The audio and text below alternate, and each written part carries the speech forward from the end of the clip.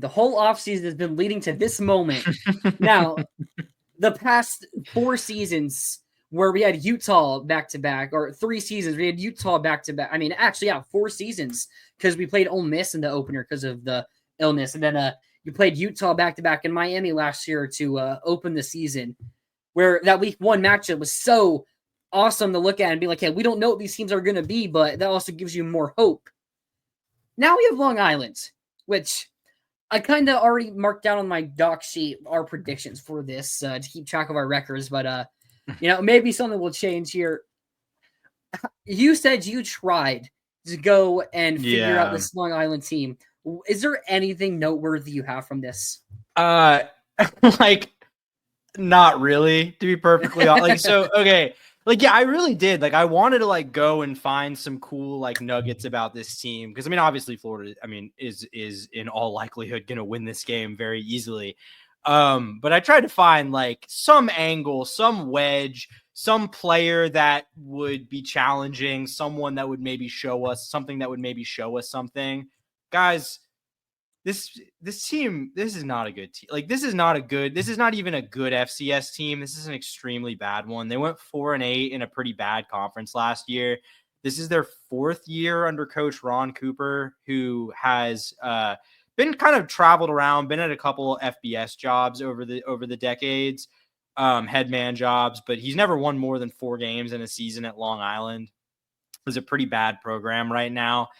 I mean, if there is like a single shred here of intrigue, it's quarterback Ethan Greenwood, who pretty inefficient as a passer last year, at least avoided interceptions, but had almost 1,000 yards and 5 touchdowns on the ground. So, with the way Florida struggled against dual threat quarterbacks, like maybe there's something there. Like, maybe I would say if they stop him, it doesn't really tell you much, but maybe that's going to be an issue this year if he's running all over you. I would say that'd be a problem. I mean, looking at the offense, receiver Corey Nichols. He was their leading receiver last year as a true freshman. Leading receiver, he had 22 catches for 302 yards and a touchdown. That was their leading receiver. But he's a sophomore. True freshman. He's a sophomore this year. They don't bring a lot back. Like, they lose a lot of their leading rushers except for Greenwood, and a lot of their leading receivers as well. On defense, Todd Bowles Jr. is a DB here. Yep. Son of the Bucks coach, was 20 tackles, 3 pass breakups last year. Like, solid FCS player. I'm grasping at straws here. This isn't even like I was telling Tyler like before we started off air, like, Florida's we play an FCS game pretty much every year. Like, it's been like Samford, McNeese in recent years, Tennessee Martin a couple of years back, like play a team like that. This team is like so far below as a program what even those teams are. Like, this is one of the worst programs in the FCS. Like, I don't have much for you here. Yeah, I mean, I said it right before. I said it right before we went live. Like, this legitimately might be the worst team that Florida has ever faced, and it's not ridiculous. I mean, I'm looking back through the schedules, at least not ever, because there's probably some horrible team. Like, you see those graphics of like the weirdest school Florida's faced, and it's like it feels like a department of Florida. Like, it's not even a real team, but. In my lifetime, I'm looking back, and it's like there's obviously cupcakes. I mean, Jacksonville State and Bowling Green, like Jacksonville State, FCS program, but that's probably still a better team than what this LIU team is. But I'm looking through all these years, and it's like this LIU team legitimately might be the worst team that Florida's faced in my time watching Florida football. I mean, it might not even be close, to be honest. Like, that's how bad it is. Yeah, I mean, they played TCU last year. Was their FBS game. They lost that game 45-0.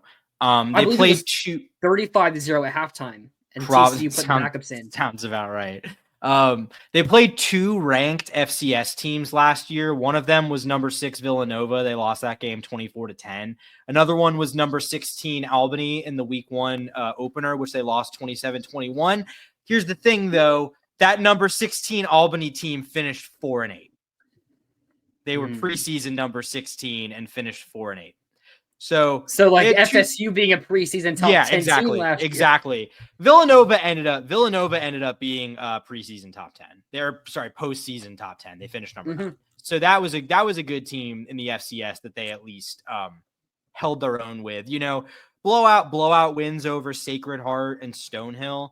I want to say that Sacred Heart game, I think Ethan Greenwood in that game, their quarterback, scored a long touchdown on like a busted coverage on a tush push that like he just broke through and ran for like 50 yards. That sounds familiar. I want to say that was in the Sacred Heart game. So like this guy, I mean, maybe there's a little something there at quarterback, but I don't think he's going to throw. He completed like 52% of his passes last year, as you know. So I don't think he's going to do much against you through the air, but maybe he gives you a couple headaches on a few runs. But yeah, man, it's pretty bleak. Like I don't know. This team started 0-6 last year. So I guess, they won 4 of their last 6. That's something, I suppose. Didn't have an awful conference record. They were 3-3, but like we're exhausting things I can say about the LIU Sharks, to be honest with you. This game, we were originally supposed to play Florida A&M here, right? Correct. Yeah. And this game remember why, or do you know why it got changed to this? Why did that happen? I'm trying to remember now. Was it just, I think if I remember correctly, it was just when the schedules came out for post Texas, Oklahoma. I got it. And everyone was just like, the schedule sucks. Let's schedule a different FCS game. I don't know. Was it that? The game was scheduled for week 4 because they thought we were going to play Miami week 1. Oh, that's right. Then that had to change. Okay, you're right. And then FAMU couldn't accommodate the move. Yeah. I have their roster pulled up and it keeps crashing for me. The Long Island roster. So maybe a couple of us looking at it right now is doing enough. I have it up as they're like, 2 people are looking at the another player I was gonna mention. Cam Ingram, running back transfer from UCF. Pretty much no production in like 4 years at UCF. He's a redshirt senior, but guy who was good enough to play for UCF at one point, I guess. Was he like rated at all coming out? I don't even see him on high school on 247. Yeah. Oh wait, so the K, Cam Ingram. Okay, wait. Cam Ingram with a K. Still doesn't pull up. The only Cam Ingram is pro style Liberty QB from 2016. I found his on 3. He was unrated as a recruit. This might have been a PWO. This might be. I was about to say, is this a walk on? This very well might be a PWO. He only had I think his leading year at UCF was 2 carries for 23 yards or something like that. Hey, he averages over 10 yards per carry. 4 carries for 23 yards was his best season. Oh, okay. So he started at Bethune-Cookman. Sorry, he wasn't at UCF for 4 years. He was at Bethune-Cookman for 2 and then UCF for 2. Rob, FAMU wanted more money. We couldn't afford to play FAMU. Yeah. It's like our recruiting list. We couldn't afford them. Yeah. LSU came in with a bag at the last minute to get FAMU. It was reported that we're paying LIU $500,000. Play this game. I think that's about normal. I think that's usually I know. I was just reporting it. Yeah, I know. I wanted to have. Sorry, go ahead. They have multiple offensive linemen under 6 foot. For reference, our shortest offensive lineman, Jason Zandamela, is just under 6'3" and is also our highest rated recruit on the O-line. Yeah, see, this is why, I was, I've said, look, don't, read too much into the score. If Florida, takes their foot off the gas and, just doesn't do anything because they can win this game literally sleepwalking. With that being said, Florida could literally sleepwalk to, a 59-0 win in this game. I don't know what Long Island does that potentially even gives you a headache here. There's not much. There's really I was trying to find a single standout offense or defense. And I mean, their leader in sacks had 4.5 last year. Is he even still on the team? He is. Okay, he is. Oh. They still have their leader in sacks with 4.5 last year. DQ Watkins, graduate student from Oxford, Mississippi. Did he come from Ole Miss? Or is that just no? No, he was a Northeast Mississippi Community College guy. So okay, I mean, like, you got that guy. Experience. Yeah, you got a 4.5 sack guy. And He was the only one with more than one on the team last year. They had like 12 guys with 1 sack. This team, this team's makeup is very weird, like to the point where I almost wonder if these stats are wrong. are they a real team? Is this Bishop Sycamore of college? Yeah, like they're just very confusing numbers. Like I don't understand how you have your leading rusher is your quarterback at 900, but your quarterback also only throws. So they had another quarterback play the first half of the year too, who was decent as well. Like he was a little bit more efficient. I couldn't remember. Actually, not even really. They Oh, pretty similar. Like I was like, it looked a little more efficient because the completion was slightly better, but like everything else was not really better. It's kind of worse. Other than the sacks taken, but he took fewer sacks and more snaps, so that's good, I guess. And they're both still there. I'm just assuming Ethan Greenwood's the starter. I don't think anyone's written an article about them naming him the starter, so I'm just assuming that he is because he started the end of last year and was the more productive player. Yeah, that's the assumption I hear. Yeah, I don't know, man. There's not a lot to say here. Like even like USF, like I think we can do a pretty lengthy, thorough preview for USF. Yeah, we have stuff there. And there will be some guys that like I think Florida literally truly does need to watch out for. Ryan and Brown already, like yeah, they've got some guys. This game, man. Yeah, this is like a level of you don't really see SEC teams typically schedule FCS teams of this caliber. Because they usually schedule FCS teams from the South. Yeah, exactly. Yeah. And they don't usually schedule the best of the talent. best. But yeah, it's because those South teams have talent from Florida, which they've played against those SEC level talents before. Like, yeah, I know guys who are like, I probably know guys who are playing at those FCS schools. Like, I know players from my high school, like West Florida. You know, like West Florida. I know I think are level below, but they're Division two. They're Division 2. Yeah, I mean, West Florida might have more talent. I mean, they have Marcus Stokes, so that counts, I guess, a bit. Yeah. But they won a national title. I think they were still in D3 when they won the national title, but they won a national title like 2-3 years ago. I mentioned how they have multiple offensive linemen under 6 foot. It's both their centers, or one of them is a center, the other is just listed as offensive lineman. How much under 6 foot? Like, are they 5'11"? 5'11". Or like 5'11". Okay. But like, imagine like they have like a 5'9" center. But just imagine that 5'11" center lining up against 6'4" Jamari Lyons, 6'5" Mekhi Barrow, 6'6" Caleb Banks. I mean, yeah. LJ McCray, we talked about him if he plays in this game. We talked about him lining up a nose tackle. I mean, 6'6" LJ McCray is bulldozering that center 10 out of 10 times. Like, I think our defensive line. Sorry, keep going. Jamari Lyons recovered from the injury. I don't know if you saw the story that came out last week on how he was crying when he first got his jersey, when he first got his actual jersey, not just the black non-contact during the offseason, how it was so monumental to him. And this is going to be a really good game for the interior, these young, unproven guys, to go out there and get some confidence, because it's not even a question of, are they good enough to play in the SEC? They're good enough to go and beat these guys by multiple scores. Yeah. And I will say one of the bold predictions I kind of left on the cutting room floor because I just didn't feel quite bold enough to me was that that other interior defensive tackle spot will end up being like the least of our concerns. Like I think we'll be like pleasantly surprised by it. You know, that kind of sounds like a bad thing because like the least of our concerns, that means like I guess what I'm saying is I kind of wouldn't be surprised if the secondary ends up being the bigger position area of question than that.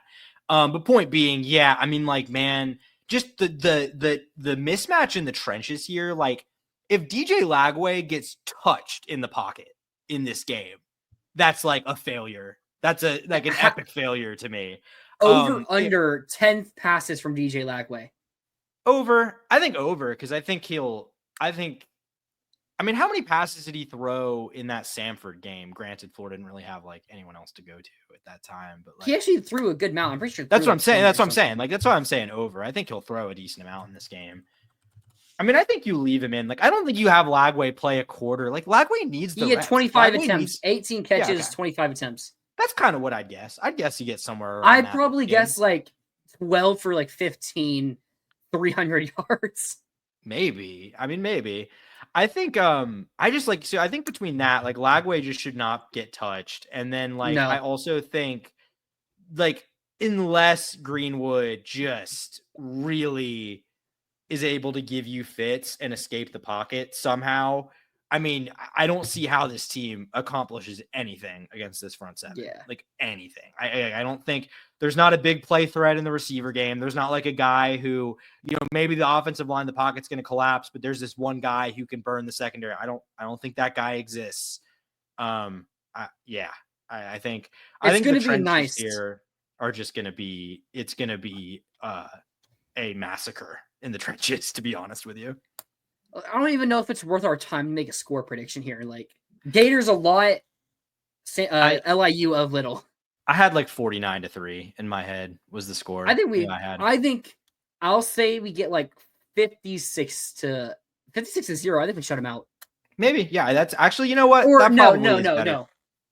I'm gonna say 56-3. Greenwood's gonna have like one scramble play, gets like him the in end field of the goal game, range. They kick a sad field goal. Yeah, and that's I guess granted. assuming Can this team kick? Because their kicker was 7 of 10 last year. I was gonna doesn't say tell their me what kicker, his long was. It doesn't. This doesn't have data on what his long was. He didn't miss an extra point. He was 35 of 35 on extra points. Their kicker is taller than most of their offensive line. Their kicker's 6'3". Okay. Wow. Can he block? Can we get him? Can we get him in at center? That's the question. Yeah, I mean, like, yeah, I think maybe a field goal. I mean, I only say 49. Like, I think Florida could drop 65 or 70 easily if they wanted to. I just don't think that's just never been Billy's MO in these games.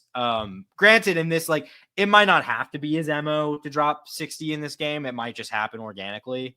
But I'd probably just lean towards we're not going to twist the knife against this team. That would probably be my guess. Yeah. I was going to say the last time we even scored above 60 was back in 2021 against Samford when we put 70 up, but hopefully we're also not giving up 50. 55. Yeah. Yeah.